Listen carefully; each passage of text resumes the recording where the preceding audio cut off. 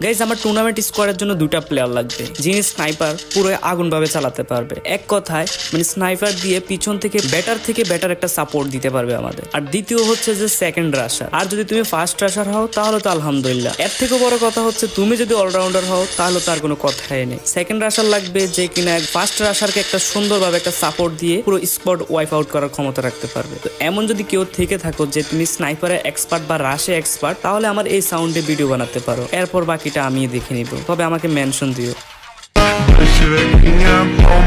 Toma,